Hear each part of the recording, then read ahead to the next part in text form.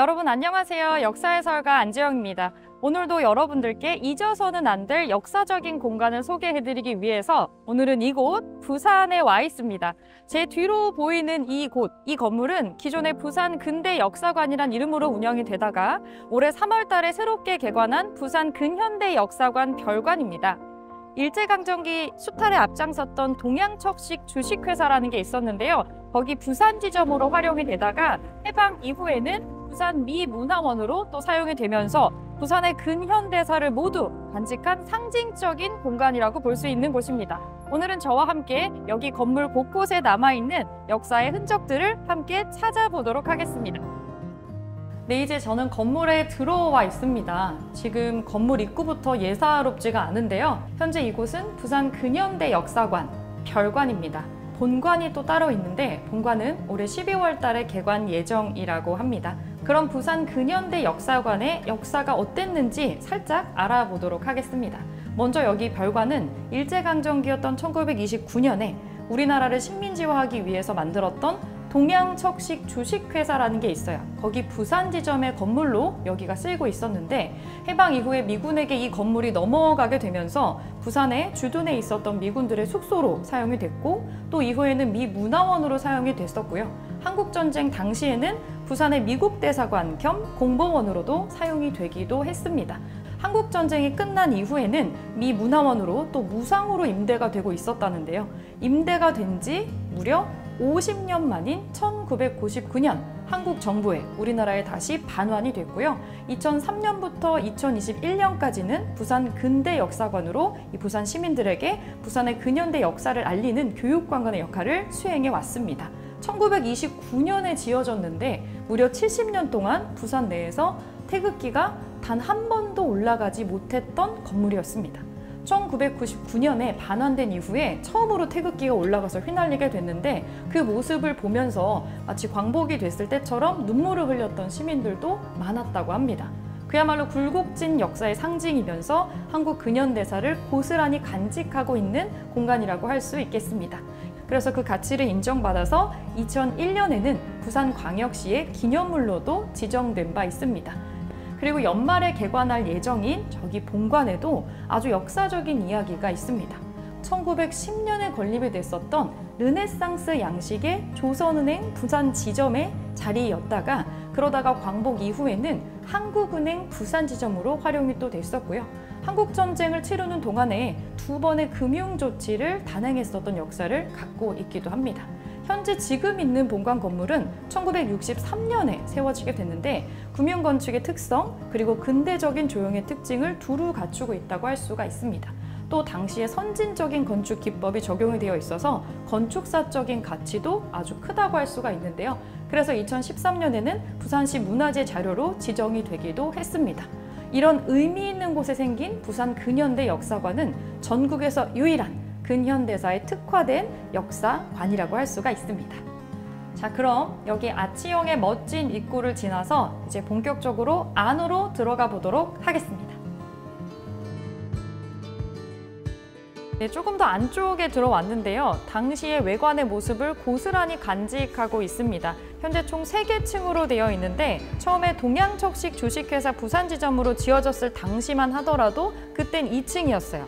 그런데 부산 미문화원의 건물로 사용이 되면서 리모델링을 한번 거치게 되고 3층으로 바뀌게 되었습니다. 그리고 제가 지금 어떤 기둥 옆에 서 있는데 안내문이 하나 붙어 있습니다.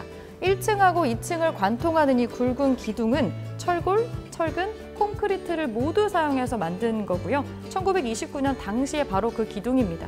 이런 복합적인 공법을 사용한 데에는 역사적인 배경을 또 가지고 있는데 일본인들이 별관 건물을 짓기 시작했었던 1928년은 일본 역사상 최악의 피해를 기록했었던 관동 대지진이 일어난 1923년과 멀지 않습니다.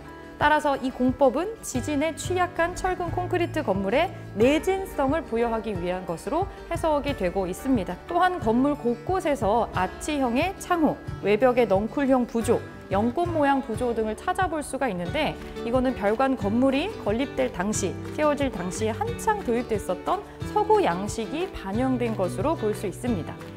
네, 그뿐만이 아니라 이번에 새롭게 단장하면서 생긴 통로나 창문에서도 다양한 아치 형태를 찾을 수가 있는데 세워졌을 당시에 있었던 아치형의 창호를 본따서 만든 것이라고 합니다. 쉽게 지나칠 수 있는 곳곳의 형태들이 모두 그 당시의 이야기를 담고 있어서 조금 더 특별한 의미를 보여주는 공간인 것 같습니다. 그럼 여기서 피란 수도 시절의 이야기를 잠깐 나누어 보도록 하겠습니다. 아까도 잠깐 말씀드렸지만 이곳은 피란 수도 부산 시절 미국 대사관 겸 미국 공보관의 기능을 했던 장소입니다.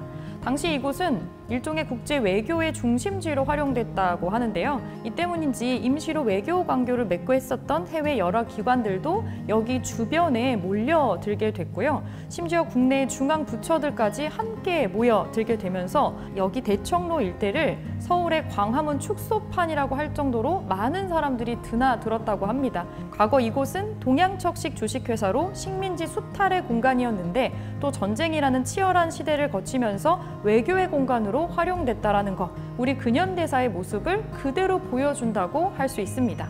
자, 그럼 다음 공간으로 이동해 보겠습니다. 여기는 별관 1층이고요. 여자 화장실입니다. 이렇게 예쁘게 꾸며져 있는 이유는 이곳이 동양척식회사 부산 지점으로 쓰였을 당시에는 그때는 화장실이 아니라 귀빈들을 접대하는 응접실로 쓰였기 때문이라고 합니다. 여기를 철거를 하는 과정에서 이 천장의 원래 모습과 등기구 자리가 확인이 되어서 이거를 복원하게 됐다라고 하는데요. 굉장히 화려한 샹들리에가 아름답게 지금 반짝이고 있고 뒤쪽에 아치형의 창문의 모양도 또 확인을 해볼 수가 있습니다. 자, 그럼 이제 1층을 마무리하고 2층으로 올라가서 또 살펴보도록 하겠습니다. 전 다시 이제 2층으로 올라가는 계단 앞에 앉아 있습니다. 이 올라가는 계단도 그냥 계단이 아닙니다. 부산 미문화원 당시에 3층으로 증축될 때의 모습을 또 그대로 간직하고 있는 계단이라고 하는데요. 처음에 동양척식 주식회사로 만들어졌을 때 신축 계단하고는 또 다른 양상을 보이고 있다고 합니다. 역사를 간직하고 있는 계단을 통해서 2층으로 올라가 보도록 하겠습니다. 별관 2층 대청마루라고 불리는 공간에 올라와 있는데요. 여기 2층에 아치형 구조를 모티브로 만들어진 쉼터 구조 살펴보시면 좋을 것 같고요. 2층에서도 역사의 흔적을 찾아볼 수 있는 것들이 있습니다. 철골이 지금 위에 노출되어 있는 것을 보실 수가 있습니다. 여기를 리모델링하는 과정에서 노출을 시켜 놓은 건데 1층에서 말씀드렸던 것처럼 일본인들이 내진 설계를 강화하기 위해서 이 철골을 적용을 한 것으로 보여집니다. 원래 이런 구조는 교량, 다리나 공장 지붕 같은 데에만 적용되는 거라고 합니다. 그래서 그 건축사적인 의의를 보여주기 위해서 이렇게 리모델링을 하게 됐다라고 합니다. 참으로 치열한 시간을 굳건하게 견뎌온 우리 부산. 이곳 부산 근현대 역사관에서 자긍심 넘치는 부산의 정체성을 알아가는 시간을 가져보시기 바랍니다. 오늘 방문한 부산 근현대 역사관 외에도 피란수도 부산유산은 그 가치를 인정받아서 유네스코 세계유산 잠정 목록으로 2023년 5월에 등재가 되었습니다. 소중한 우리의 역사를 간직한 피란수도 부산유산이 유네스코 세계유산으로 정식 등재는 물론 오랫동안 지켜질 수 있도록 시민 여러분들의 많은 관심과 응원을 부탁드립니다.